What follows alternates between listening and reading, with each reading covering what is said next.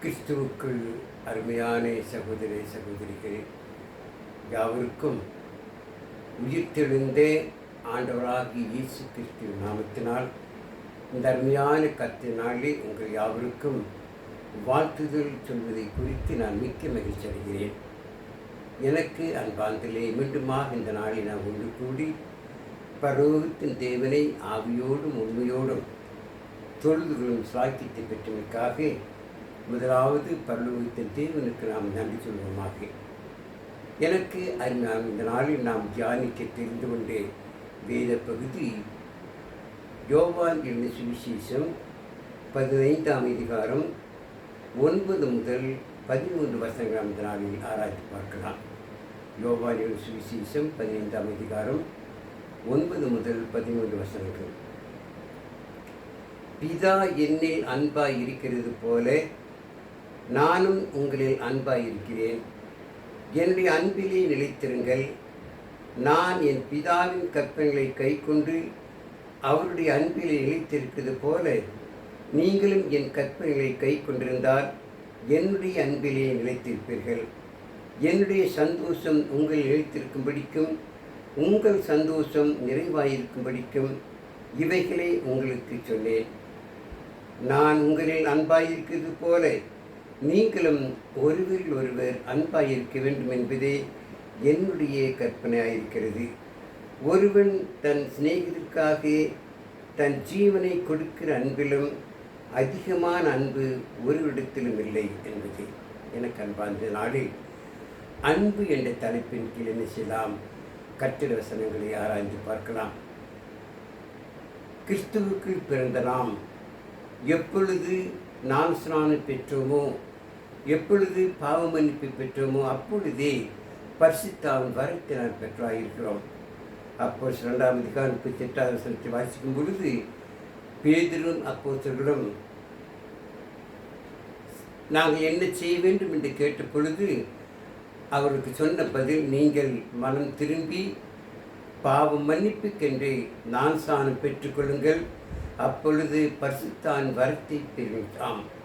நாம் கிறிஸ்துவுக்கு எப்பொழுது பிறந்தோமோ, எப்பொழுது தேவனுடைய வசனத்தை கேட்டு அதை விசுவாசித்து பழைய பாவமான ஜீவித்திலிருந்து மனம் திரும்பி நான் விசுவாசத்தை வாயினால் அறிக்கை செய்து நாம் பாவ மன்னிப்புக்கென்று நாம் ஸ்நானம் பெற்றோமோ அன்றைக்கு பரிசுத்தான் வரத்தை பெற்றிருக்கிறோம்.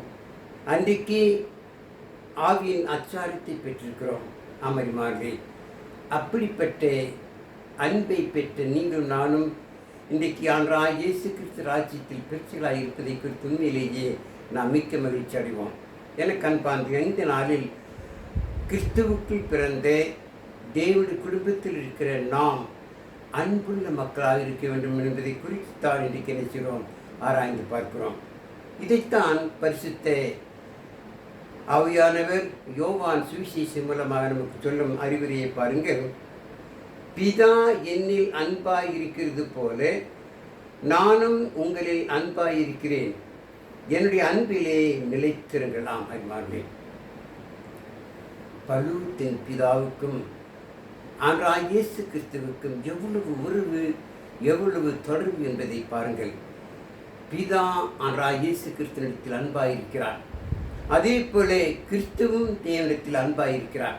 ஆகவே அவன் ஆண்டவர் சொல்லும் பொழுது, பிதா என்னிடத்தில் அன்பாயிருக்கிறது போல நானும் உங்களில் அன்பாயிருக்கிறேன், என்னுடைய அன்பிலே நிலைத்திருக்கலாம். நீங்கள் நானும் ஆண்டவராகிய இயேசு கிறிஸ்துவோடு கூட அன்பிலே நிலைத்திருக்க வேண்டும்.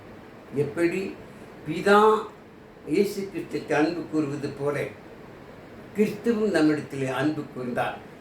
அவர் அன்பு கூர்ந்ததுக்கு அடையாளமாகத்தான் இந்த உலக மக்களான நமக்காக தன்னையே அர்ப்பணித்தார், தம்முடைய ஜீவனையே கொடுத்தார். அந்த அன்புக்கு என்னல்ல அளவு கிடையாது. அந்த அன்பு எவ்வளவு ஆழம், எவ்வளவு உயரம் என்று நாம் கணக்கிட முடியாது. அவ்வளவு அளவில்லாத அன்பை ஆண்டவராகிய இயேசு கிறிஸ்து நமக்கு கொடுத்தார். அந்த அன்பிலே நீங்களும் நாம் நிலைத்திருக்க வேண்டுமாம். அந்த அன்பின் மூலமாகத்தான் இன்றைக்கு அவருடைய ராஜ்யமான சபையில் நெஞ்சுகிறோம், அங்கமாயிருக்கிறோம். ஆக நீங்கள் நானும் அன்புள்ள மக்களாக இருக்க வேண்டுமா? பாருங்கள், வசனத்தை வாசிக்கும் பொழுது நான் என் பிதாவின் கற்பனைகளை கைக்கொண்டு அவருடைய அன்பிலே நிலைத்திருக்கிறது போல நீங்களும் என் கற்பனைகளை கை கொண்டிருந்தால் என்னுடைய அன்பிலே நிலைத்திருப்பீர்களாம். என் கண்பார்களே, அன்றாக இயேசு கிறிஸ்துவோடு கூட எப்படி அன்பில் நிலைத்திருப்பது?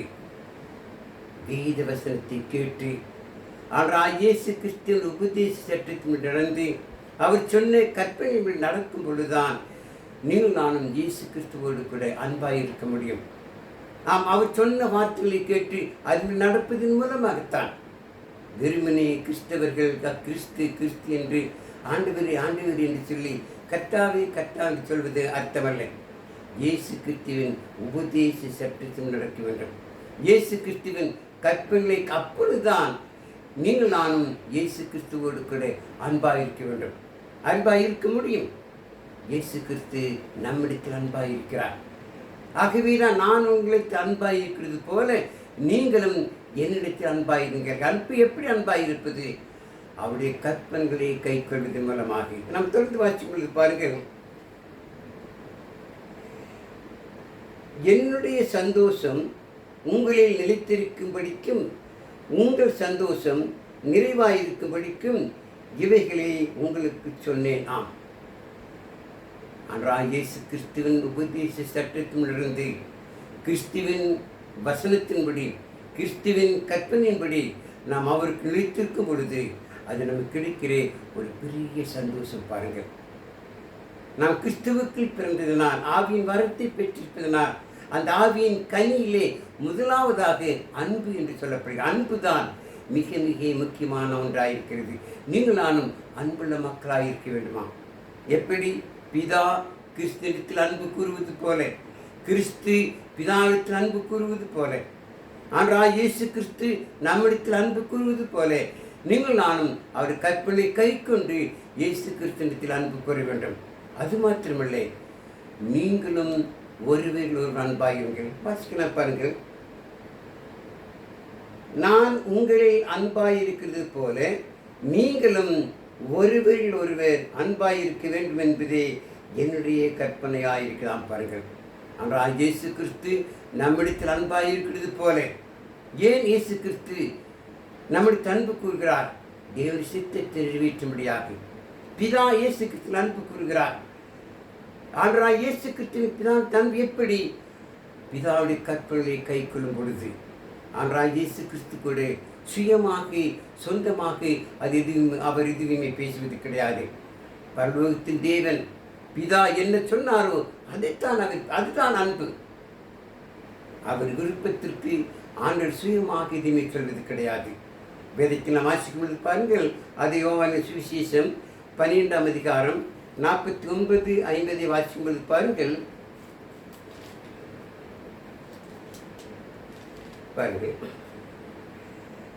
யோவான் 12:49-50, நான் சுயமாய் பேசவில்லை, நான் பேச வேண்டியது இன்னதென்றும் உபதேசிக்க வேண்டியது இன்னதென்றும் என்னை அனுப்பின பிதாவி எனக்கு கட்டளிட்டான். பாருங்கள், அவர் சுயமாக பேசுவது கிடையாது, சொந்தமாக பேசுவது கிடையாது.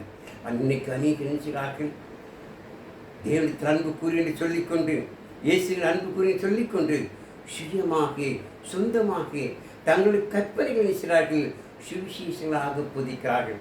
அது தவறான போதனை அன்பார்களே. ஆனால் இயேசு கிறிஸ்து பிதா சொன்னதையே பேசினார். அவர் சுயமாக சொல்ல இன்னும் பாருங்கள், அவருடைய கட்டளை நித்திய ஜீவனாய் இருக்கிறது என்று அறிவேன்.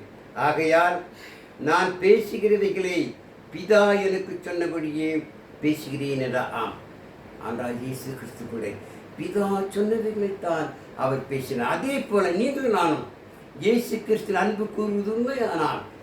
ஆனால் இயேசு கிறிஸ்து என்ன சொன்னாரோ அதைத்தான் நீங்கள் நானும் சொல்ல முடியும், சொல்லக்கூடும், சொல்ல வேண்டும்.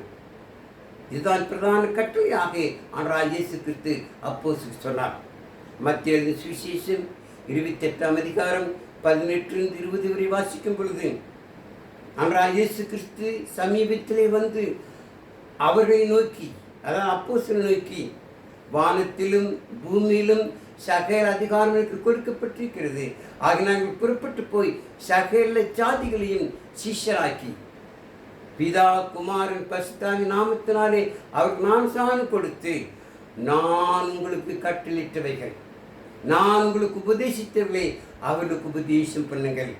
இதோ உலகத்தின் முடிவு பரிந்தவும் உங்களோடு இருக்கிறேன். ஆமரிமார்கள், ஆனால் இயேசு கிறிஸ்து என்ன உபதேசித்தாரோ, இயேசு கிறிஸ்து என்ன கட்டளை கொடுத்தாரோ, அதைத்தான் நீங்கள் நானும் ஜனங்களுக்கு பிரச்சனைக்க வேண்டும், ஜனங்களுக்கு போதிக்க வேண்டும். சுயமாக சொந்தமாக எதையுமே பேசப்படும். அதுதான் கற்பனை. இந்த கற்பனைகள் நடந்தால்தான் நீங்கள் நானும் இயேசு கிறிஸ்துவிடத்து அன்பு கூறுவதாக அர்த்தம். இயேசு கிறிஸ்துவோடு அன்பு கூறுவது மாத்திரமில்லை, நாமும் ஒருவருக்கொருவர் அன்பு கூற வேண்டும். நாம் வாசித்தோம் பாருங்கள், யோவான் 15ஆம் அதிகாரத்திலே பாருங்க, ஒருவன் தன் சிநேகிதற்காக தன் ஜீவனை கொடுக்கிற அன்பிலும் அதிகமான அன்பு ஒருவரிடத்திலும் இல்லையாம். சிநேகிதற்காக ஜீவனையே கொடுக்க வேண்டுமாம். ஆண்டவராகிய இயேசு கிறிஸ்து நமக்காக தம்முடைய ஜீவனையே கொடுத்தார். நமக்காக ஜீவ பலியாக ஒப்பு கொடுத்தாரே, அதுதான் அன்பு. அப்படிப்பட்ட அன்புள்ளவர்களாக நீங்கள் நானும் துலகத்திலே வாழ வேண்டும், துலகத்தில் ஜீவிக்கின்ற அன்பாகிறேன். அன்பிற்கு அடைக்கும் தாள் கிடையாது. அன்பு எல்லாரிடத்திலும் நேசிக்க வேண்டுமாம். பகைவனாக இருந்தாலும் சரி, விரோதியாக இருந்தாலும் சரி, அதுதான் உண்மையான அன்பு. அன்பை குறித்து பரிசுத்த பவுல் மிக சிறப்பாக அன்பினுடைய குணாதிசயங்களை குறித்து சொல்லும்பொழுது பாருங்கள், நாம் வாசிக்கலாம்.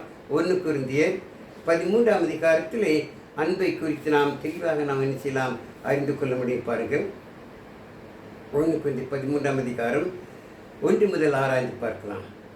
நான் மனுஷர் பாஷைகளையும் தூதர் பாஷைகளையும் பேசினாலும் அன்பு எனக்கிராவிட்டால் சத்தமிடுகிற வெண்கலம் போலவும் ஓசியிடுகிற கைத்தாளம் போலவும் இருப்பேனாம். நான் மனுஷர் பாஷைகளை பேசின, பாஷை என்று சொல்லி இந்த சொல்லப்படுகிறது. பாஷை என்றால் சமஸ்கிருத வார்த்தை, ஆனால் தூய தமிழில் மொழி என்று சொல்லலாம். ஆகவே நாம் பேசுகிற மொழி பாருங்கள், நான் மனுஷர் மொழிகளையும் தூதர் மொழிகளையும் பேசினாலும் அன்பு எனக்கிராவிட்டால் சத்தமிடுகிற வெண்கலம் போலவும் ஓசியிடுகிற கைத்தாளம் போல இருப்பேன். இதுக்கு எத்தனை பேர் அந்நிய பாஷை பேசி என்று சொல்லி என்ன செய்கிறார்கள், தங்களை தாங்களே பெருமைப்படுத்துகிறார்கள். ஆனால் என்ன, அவர்களிடத்திலே அன்பு இல்லை. அன்பில்லாமல் என்ன பாஷை பேசினால் என்னில்லை, அர்த்தமே கிடையாது. ஆகவே இந்த இடத்திலே அது ஓசியிடுகிற வெண்கலம் போலவும் கைத்தாளம் போலவும் இருக்கிறதாம். பாருங்கள், அதுக்கு அர்த்தமில்லாமல் போய்விடுகிறது. அது மாத்திரமில்லை, நான் தீர்க்கதரிசன வரத்துடையவனாக இருந்து சகல ரகசியங்களை சகல அறிவையும் அறிந்தாலும் மலைகளை பெயர்க்கத்தக்க சகல விசுவாசமுடனாக இருந்தாலும் அன்பு எனக்கிராவிட்டால் நான் ஒன்றுமில்லையாம். பாருங்கள், எத்தனை பேர் தீர்க்கதரிசன வரம் எனக்கு இருக்கிறது, நான் மலைகளை பெயர்க்கூடிய விசுவாசம் எனக்கு இருக்கிறது, நான் அதை செய்வேன் இதை செய்வேன் சொல்லி மக்களுக்கு நினைக்கிறார்கள். தங்களை தாங்களே பெருமை பேசிக் கொண்டிருக்கிறார்கள். ஆனால் அவர்களுக்கு அன்பு இல்லை. அப்படிப்பட்டவர்களுக்கு அன்பு இல்லை என்று சொன்னால் அது ஒன்றுமே இல்லை, அது ஜீரோவாக இருக்கிறது. பாருங்கள், ஆக இந்த அன்பு எவ்வளவு முக்கியம் என்பதை நாம் ஆராய்ந்து பார்க்க வேண்டும். நான் தொடர்ந்து வாசிக்கும் வந்து பாருங்கள், எனக்கு உண்டான யாவற்றையும் நான் அன்னதானம் பண்ணினாலும் என் சரீரத்தை சுட்டரிக்கப் கொள்வதற்கு கொடுத்தாலும் அன்பு எனக்கிராவிட்டால் எனக்கு பிரயோஜனம் ஒன்றுமில்லையாம். எத்தனை பேர் தானும் திரும்பப்படுகிறார்கள், எத்தோ இருப்பதை ஏறி கொடுக்கிறது. ஆனால் என்ன இல்லை, அது அன்பு இல்லை, அது பெருமைக்காக செய்கிறார்கள். அப்படிப்பட்ட அன்பு இல்லை என்றால் அதில் ஒன்றுமே இல்லை. பாருங்கள், நாம் தொடர்ந்து வாசிக்கும் பொழுது அன்பை குறித்து சொல்லும் பொழுது அன்பு நீடிய சாந்தமும் தயவும் உள்ளது. பாருங்கள், நாம் கிறிஸ்துவுக்குள் பிறந்த பொழுது ஆவியின் கனியை பெற்றிருக்க அந்த ஆவியின் கனி முதலாவது அன்பு. அந்த அன்பு எப்படிப்பட்டதாம், சாந்தம் உள்ளது, நீடிய சாந்தம். சாந்தம் என்றால் தாழ்மை. அது கனிகே அர்த்தங்களை சொல்லலாம். தாழ்மை, பொறுமை, கோபம் இல்லாமல் எல்லாவற்றையும் சாந்தமாக பொறுமையாக ஏற்றுக்கொள்ளக்கூடிய தன்மை, அதுதான் அன்பு.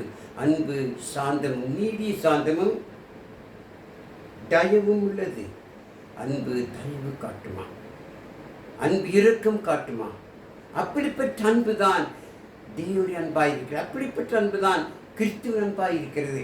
அப்படிப்பட்ட அன்பு தான் நமக்குள் இருக்க வேண்டும். பாருங்கள், அன்பு நீடிய சாந்தமும் தயவும் உள்ளது. நீங்கள் நானும் கிறிஸ்துவுக்குள் பிறந்தது உண்மையானார், ஆனால் இயேசு கிறிஸ்துவோடு கூட இணைந்திருப்பது உண்மையானார், தேவனுடைய குடும்பத்தில் அங்கமாய்ப்பது உண்மையானார், தேவனைப் போல ஆனால் இயேசு கிறிஸ்துவைப் போல நீங்கள் நானும் அன்புள்ள மக்களாக இருக்க வேண்டுமா? கிறிஸ்து அன்புள்ளவராயிருந்தார், கிறிஸ்து சாந்தமாயிருந்தார், அவர் தயவாயிருந்தார். அதே போல நீங்கள் நானும் தயவுள்ள மக்களாய் சாந்தமுள்ள மக்களாய், அதுதான் உண்மையான அன்பு. அது மாத்திரம் அன்புக்கு சொல்லும் பொழுது பாருங்கள், அன்புக்கு பொறாமை இல்லை, அன்பு தன்னை புகழாது, இருமாப்பாயிராது. அமரிமாறு இந்த அன்பு தான் ஆண்டவராகிய இயேசு கிறிஸ்துவில் இருந்தது. அதே அன்புதான் நமக்குள் இருக்க வேண்டும். ஆண்டவராகிய இயேசு கிறிஸ்து தன்னைத்தானே தாழ்த்தினார். நானோ ஒரு புழு என்று கூறுகிறார். அவர் தன்னை பெருமையாக சொல்லவில்லை. தேவனுக்குமாரனாயிருந்து அவர் தன்னைத்தானே தாழ்த்தி அவர் என்ன செய்தார்? தன்னை புகழவில்லை. பாருங்கள், அன்பு பொறாமை இல்லை, அன்பு தன்னை புகழாது, அன்புக்கு பொறாமை இல்லை. ஆனால் இயேசு கிறிஸ்து யாரிடத்தில் பொறாமைப்படதாக சொல்லப்படவே இல்லை. நீங்கள் நான் அப்படி நினைச்சக்கூடாது, பொறாமைப்படக்கூடாது என்றால் நீங்கள் நானும் இயேசு கிறிஸ்து ராஜ்யமான சபையிலே அங்கமாக இருக்கிறோம். அது மாத்திரம் பாருங்கள், இந்த அதிகாரத்திலே நாம் கிறிஸ்துவின் சரீரமான சபை அங்கமாயிருப்பதற்கு அது தெளிவாக சொல்லப்படுகிறது. இயேசு கிறிஸ்து திராட்சை செடியாகவும் அந்த திராட்சை செடியிலே கொடிகளாகவும் நாம் செய்கிறோம், இணைந்திருக்கிறோம். இது 15ஆம் அதிகாரம் வாசிக்கும் பொழுது, நானே மெய்யான திராட்சை செடி, பிதா திராட்சை தோட்டக்காரர், சபைக்கு திராட்சை தோட்டம் என்று பெயர். அந்த திராட்சை தோட்ட சொந்தக்காரர் பிதாவாக இருக்கிறார். அந்த திராட்சை செடி இயேசு கிறிஸ்துவாக இருக்கிறார். அந்த திராட்சை செடிக்கிற கொடிகள் நீங்களும் நானுமாயிருக்கிறோம். பாருங்கள், ஆகவேதான் நாம் அன்பிலே நிலைத்திருந்தால்தான், ஆனால் இயேசு கிறிஸ்துவின் உபதேச சட்டத்தின்படி அவருடைய கற்பனை கை கொண்டிருந்தால்தான், ஆனால் இயேசு கிறிஸ்துவை திராட்சை செடியாக இருக்கிறது போல நீங்கள் நானும் அந்த செடியிலே கொடிகளாக இருந்து கனிதர முடியும். ஆமரிமாறு இதுக்கு நமக்கு ஒரு பாலமாக, நமக்கு ஒரு இணையாக உறவாக இருப்பது அன்பு. பாருங்கள், அந்த அன்பு எவ்வளவு பெரிதாக இருக்குது பாருங்கள். அந்த அன்பு என்ன செய்யாது? தன்னைத்தானே புகழாது. அன்பு என்ன செய்யாதா? இருமா பயிராது. அது மாத்திரமில்லை பாருங்கள், அயோக்கியமானதை செய்யாது, தற்பொழிவை நாடாது, சினமடையாது, தீங்கு நினையாதாம். இதுதான் அன்பு. அன்பு என்ன செய்யாதாம்? அயோக்கியமானதை செய்யாது. அன்பு நியாயமானது, யோக்கியமானது, தேவனுக்கு பிரியமானது, தேவன் சொன்ன வார்த்தையும் நடக்கும் பொழுது அதுதான் நியாயமானது, யோக்கியமானது. நாம் எப்பொழுதுமே யோக்கியமான மக்களாக இருக்க வேண்டும். அயோக்கியமான இருக்கவே கூட இருக்க முடியாது. அப்படிப்பட்ட அன்பு அல்ல. இந்த பிள்ளைகள் அநேகர் இருக்கிறார்கள், துணிந்து பாவம் செய்கிறார்கள், துணிந்து தேவனுக்கு விரோதமாக செய்கிறார்கள். அது என்ன? அன்பல்ல. அப்படிப்பட்ட அன்பை தேவன் ஒரு பாதும் ஏற்றுக்கொள்ள மாட்டார். ஆக அன்பு என்ன செய்யாது? அயோக்கியமானதை செய்யாது, தற்பொழிவை நாடாது. தங்களை தாங்களே பெருமை பேசிக்கொள்வது, தற்பொழிவை நாடாது. யாராவது பெருமையாக சொன்னால் என்ன செய்யாது? அந்த அன்பை ஏற்றுக்கொள்ளாது. அன்பு தாழ்மை குணத்தை மாத்திரம் ஏற்றுக்கொள்ளும். தற்பொழிவை நாடாது, சினமடையாது. சினமடையாது என்றால் கோபப்படாது. அன்பு ஒருபோதும் கோபப்படாது. தீங்கு நினையாது. தீங்கு என்றால் தீமை செய்யாது. ஆமரி மாறி அதுதான் உண்மையான அன்பு. இப்படிப்பட்ட அன்புள்ள மக்களாகத்தான் நீங்கள் நானும் என்ன செய்யணுமாம்? ஜீவிக்கணும். ஏன்? நீங்கள் நானும் இயேசு கிறிஸ்து ராஜ்யமான சபையிலே அங்கமாக இருக்கிறோம். நமக்கும் தேவனுக்கும் இயேசு கிறிஸ்துவுக்கும் எவ்வளவு இணைப்பு இருக்கிறது, எவ்வளவு உறவு இருக்கிறது பாருங்கள். தேவன் அன்பாக இருக்கிறார். அதே போல இயேசு கிறிஸ்து அன்பாயிருக்கிறார். அவர் நம்மை அன்பு கூறுகிறார். நீங்கள் நான் அதே போல அன்புள்ள மக்களாய் ஏன் நாம் கிறிஸ்துவுக்குள் ஜீவிக்கிறோம், கிறிஸ்துவின் அன்பை பெற்றிருக்கிறோம். ஆகவே கிறிஸ்துவ நமக்கு ஒரு பாடமாக, கிறிஸ்துவின் அன்பை பெற்ற மக்களாக நாம் உலகத்தில் ஜீவிக்க வேண்டும் என்றால் வேதவசனம் அப்படித்தான் கூறுகிறது. இயேசு கிறிஸ்துவின் உபதேச சட்டத்தில் நாம் நடக்கும்போது அவருடைய அன்பை பெற்றவர்கள் அன்புள்ள மக்களாகத்தான் வாழ வேண்டும். வாழ தொடர்ந்து வாசிக்கலாம் பாருங்கள். அன்பு சகலத்தையும் தாங்கும், சகலத்தையும் விசுவாசிக்கும், சகலத்தையும் நம்பும், சகலத்தையும் சகிப்பார். அன்பு சகலத்தையும் சகிக்குமா, எது வந்தாலும் சரி. காரணம் மேல் வசனத்தை வாசின பாருங்கள். அநியாயத்தில் சந்தோஷப்படாமல் சத்தியத்தில் சந்தோஷப்படுமாம். அன்பு அநியாயம் செய்து சந்தோஷப்படாது, சத்தியம் செய்து உண்மை பேசி நியாயமானதை செய்து சந்தோஷப்படும். அப்படிப்பட்ட அன்புள்ள மக்களாக நீங்கள் நான் வாழ வேண்டும். அன்பு சகலத்தையும் தாங்கும், சகலத்தையும் விசுவாசிக்கும், சகலத்தையும் நம்பும், சகலத்தையும் சகலத்தையும் உலகத்திலே பாடுகள், துன்பங்கள், கஷ்டங்கள், ஏமாற்றங்கள் எது வந்தாலும் என்ன செய்யுமாம், அந்த அன்பு சகிக்கும். ஆண்டவராகிய இயேசு கிறிஸ்து சகித்தார். இந்த உலக வாழ்க்கையிலே ஆண்டவராகிய இயேசு கிறிஸ்து 3 ஆண்டுகள் தான் கர்த்தர் ஊழியத்தை செய்தார். அவருடைய வாழ்க்கையை 33 ஆண்டுகள் தான். அந்த 33 ஆண்டுகளில் அவர் எல்லாவற்றையும் சகித்தார். சிலுவை சுமந்தார், சிலுவை பாடுகளை சகித்தார். ஒரு முறை ஆண்டவராகிய இயேசு கிறிஸ்து கூட தான் சிலுவை சுமக்க வேண்டும், இரத்த சிந்தை வேண்டும் என்பது அறிந்து தம்முடைய அப்போஸ்தலரோடு கூட சென்று என்ன செய்கிறார், ஒரு கல்லறி தூரம் சென்று என்ன செய்கிறார், ஆண்டவராகிய இயேசு கிறிஸ்து பிதாவை நோக்கி ஜெபிக்கிறார். பிதாவுக்கு சித்தமானால் இந்த பாத்திரம் என்னை விட்டு நீங்க கடவுது. ஒருவேளை சிலுவை பாடு சகிக்க முடியாது என்று ஒருவேளை தீர்மானித்தபடி கேட்டிருக்கலாம். ஆனால் தேவன் ஆண்டவராகிய இயேசு கிறிஸ்துவை சிலுவை சுமக்க வேண்டும் என்று அர்ப்பணித்தார். அவர் சகித்தார், சிலுவை சுமந்தார், சவுக்கடி வாங்கினார், கன்னத்திலே அறை வாங்கினார், எத்தனை பாடுகளை சகித்தார். அதுதான் உண்மையான அன்பு. இயேசு கிறிஸ்து அன்புள்ளவராக செய்தார், எல்லாவற்றையும் தாங்கினார், எல்லாவற்றையும் சகித்தார். அதே போல நீங்களும் நானும் உண்மையான அன்புள்ளவராக இருப்பது உண்மையானால் எல்லாவற்றையும் சகிக்க விடாமல் மாறு. அப்படிதான் நம் கிறிஸ்துவுக்குள் ஜீவிப்பது அர்த்தமுள்ளதாக இருக்கும். மற்றவர்களோடு கூட அன்பாக இருக்க வேண்டுமா, மற்றும் நேசிக்க வேண்டுமா, ஒருவர் அன்பாயின்னு சொல்லி ஆனால் இயேசு கிறிஸ்து நமக்கு கற்பிக்கிறார், இயேசு கிறிஸ்து போதிக்கிறார். நீங்கள் நான் அப்படி அன்புள்ள மக்களாக வாழ வேண்டும். தொடர்ந்து வாய்ச்சி பாருங்கள். அன்பு ஒரு காலம் ஒழியாது, தீர்க்கதரிசனங்களானாலும் ஒழிந்து போகும், அந்நிய பாசிகளானாலும் ஓய்ந்து போகும், அறிவானாலும் ஒழிந்து போகும். ஆமரிமாலே அன்பு ஒரு காலம் ஒழியாதான். தீர்க்க தரிசனம் சொல்கிறது கூட ஒழிந்து போகும், அந்நிய பாஷை பேசணும் ஒழிந்து போகும். ஆனால் அன்பு ஒரு காலம் ஒழியாத மாதிரி. ஆகவே அன்புள்ள மக்களாக நாம் வாழும் உலகத்தில் தேவன் அதை திறந்து பார்க்கிறார். இந்த அன்பு எவ்வளவு பெரிது பாருங்கள். அன்பே பிரதானம்.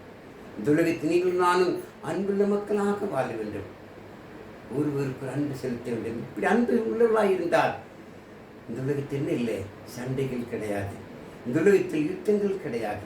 இந்த உலகத்திலே ஒருவருக்கு அன்பு செலுத்தும் போது ஒருவர் பொறாமைக்கொள்ள வேண்டிய அவசியம் இல்லை என்றால் அன்பு பொறாமை கொள்ளாது, அன்பு சினமடையாது. பாருங்கள், சினமடையாது என்று கோபப்படாமல் நாம் அன்பாக இருந்தால் எல்லாரும் ஒன்றாக சந்தோஷமாக இருக்கலாம். இது ஒரு தனிப்பட்ட மனிதருக்கு ஆண்டவர் சொல்லவில்லை, கிறிஸ்தவர்களுக்கு மட்டும் சொல்லவில்லை. உலக எல்லா மக்களும் கிறிஸ்துவுக்குள் பிறந்து கிறிஸ்துவுக்குள் வாழ்ந்து இயேசு கிறிஸ்துவை போல எல்லா மக்களும் அன்புள்ள மக்களாக வாழ வேண்டுமா. இந்த இடத்தில் நாம் அன்பு சகலத்தையும் தாங்கும்படி சொல்வதற்கு பதிலாக இயேசு கிறிஸ்து சகலத்தையும் தாங்குவார், அதே போல தாங்கினார். நீங்கள் நான் அன்புள்ள மக்களாக வாழ வேண்டுமா. அன்பு எவ்வளவு பெரிது என்று பாருங்கள். இதைத்தான் நாம் ஏற்கனவே பார்த்தோம். ஆனால் இயேசு கிறிஸ்து சொல்லும் பொழுது, பிதா என்னில் அன்பாயிருக்கிறது போல நீங்களும் என்ன செய்யுங்கள், என்னில் அன்பாயிருங்கள். நான் அன்பாயிருக்கிறேன், அதே போல் நாமும் என்ன செய்ய வேண்டுமாம், ஒருவருக்கு ஒருவர் அன்புள்ள மக்களாக இருக்க வேண்டும். இயேசு கிறிஸ்து சுயமாக அவர் சொல்லவில்லை, பிதா என்ன சொன்னாரோ அதை செய்தார். ஆகவே இயேசு கிறிஸ்து பிதாவின் கற்பனைகள் நடக்கும் பொழுது அன்பு அங்கு என்ன செய்கிறது? பூரணப்படுகிறது. அதே போல நாமும் கூட இயேசு கிறிஸ்துவின் கற்பனை கை கொண்டு இயேசு கிறிஸ்து சட்டத்தின் நடந்து தேவனுக்கு நான் பிரியமாக ஜீவிக்கும் பொழுது அதுதான் அன்பு என்ன செய்கிறது? உறுதியாக்கப்படுகிறது. அவருடைய கற்பனை கை கொள்வதே நாம் அவருக்கு அன்பு கூறுவதாக இருப்பார். ஆகவே அன்பார்ந்தது, ஒவ்வொரு வாரத்திலும் நாள் தோறும் நாம் தவறாமல் வந்து கர்த்தருடைய துணைகளை கலந்து கொள்வதோடு மாத்திரமில்லை, தேவவசனத்தை கேட்கிறோம், நன்றி பாடுகிறோம், ஜெபிக்கிறோம். ஆனால் இயேசு கிறிஸ்துடைய பாடு மனத்தின் நினைவு கூறுகிறோம். தேவன் ஆசீர்வாதத்திலிருந்து தேவனுக்கு என்று கொடுக்கிறோம். முதல் நூற்றாண்டு கிறிஸ்தவர்கள் அதைத்தான் அதே போலதான் நாம் அப்பொழுதுதான் நமக்கும் தேவனுக்கும் அன்பு இருக்குது என்பதை நாம் நிலைநாட்ட முடியும். ஆமடி ஒவ்வொருவருக்கு அன்புள்ள மக்கள் இருக்க வேண்டும் என்றால் வேதத்தில் வாசிக்கும் பொழுது ஆனால் இயேசு கிறிஸ்து திராட்சை செடியாக இருக்கிறார். இந்த திராட்சை நீங்கள் நான் நினைச்சு கொடிகள். அதே போல சபை அதே போலதான். சபை ஒரு திராட்சை தோட்டம். சபையிலுக்கு நீங்கள் நானும் கொடிகளாக இருக்கிறோம். அந்த கொடி திராட்சை எப்படி இணைந்திருக்கு, அதே போல நீங்கள் நான் இயேசு கிறிஸ்துவோடு இணைந்திருக்கிறோம். 1 Corinthians 12ஆம் அதிகாரத்தில் வாசித்தால் மிக அழகாக சொல்லப்படுகிறது, இயேசு கிறிஸ்து தலையாக இருக்கிறார். அந்த தலையான சரீரத்திலே நீங்கள் நான் அவயவங்களாக இருக்கிறோம். அந்த அவயவங்கள் ஒன்றுக்கொன்று எவ்வளவு இணைந்திருக்கிறது பார். அதே போல நீங்கள் நானும் அவயவங்களாக இருந்து அந்த சபையான சரீரத்தில் அங்கமாக இருந்து நாம் தேவனுக்கு அன்பு கூறுவோம், இயேசுக்கு அன்பு கூறுவோம். நாமும் ஒருவருக்கு ஒரு அன்பாயிருப்போம். அப்படிப்பட்ட அன்புகளாக ஜீவித்தேன் அந்த பலவுக்கு பாக்கியத்தை பெற்றுக்கொள்ளுமாம் மரிமாறி தேவவாட்டி அவ்வளவாய் சிறப்பாய் கூறுகிறது. இன்றைக்கு தியானித்தை இந்த வேத வசனத்தின்படி நீங்கள் நான் அன்புள்ள மக்களாக இருப்போம். அன்பு சகலத்தையும் தாங்குமாம், சகலத்தையும் சகிக்குமாம். அன்பு என்ன செய்யாதான்? சீனமடையாது, தற்பொழுவை நாடாது, அது கோபப்படாது, அது பொறாமை கொள்ளாது. அவன் அப்படிப்பட்ட அன்புள்ள மக்களாக நாம் ஜீவிக்கிறோமா? அப்படி ஜீவிக்கும் இனிமேலாவது நம்ம அப்படி ஜீவிப்போம். மற்ற மேலும் செய்ய பொறாமை கொள்ளக்கூடாது, மற்றவர்களை குற்றப்படுத்தக்கூடாது, நாம் கோபப்படக்கூடாது. எப்பொழுது சாந்தமுள்ள மக்களாக, தாழ்மையுள்ள மக்களாக, அன்புள்ள மக்களாகவே ஜீவிப்போம். அப்படி ஜீவித்து அந்த பரலோக பாக்கியத்தை பெற்றுக்கொள்வோம். பரலோகத்தின் தேவன் அழைத்து அறிவார்கள். ஆனால் இயேசு கிறிஸ்து அதற்காக இந்த பூவிலே வந்தார். அவர் அன்பாக இருக்கிறது போல நீங்கள் நானும் அன்புள்ள மக்களாக இருப்போம். தேவன் தாமே இந்த வசனத்தின் கேட்ட மனைவி ஆசிரிப்பார். உங்கள் அன்பார்ந்த கவனத்துக்கு என் நன்றியை சொல்லிக் கொள்கிறேன். எனக்கு அன்பாந்திலே இந்த வசனத்தை கேட்ட ஒவ்வொருவரும் என்ன செய்யுங்கள்? சப்ஸ்கிரைப் பண்ணுங்கள், லைக் பண்ணுங்கள், மற்றவர்கள் கேட்கும்படியாக நிச்சயம் உதவி செய்யுங்கள். ஜெபம் செய்வோம். இரக்கமுள்ள எங்கள் பரலோகத்தின் நல்ல பிதாவே, உன்னதத்தில் வாசம் செய்கிறவரே, பரலோகத்தின் தேவனே, இந்த நாளிலே கூட நாங்கள் தியானித்த இந்த வேத வசனத்திற்காக நன்றி சொல்கிறோம். நாம் ஒவ்வொருவரும் அன்புள்ள மக்களாக இருக்க தற்போது செய்யா.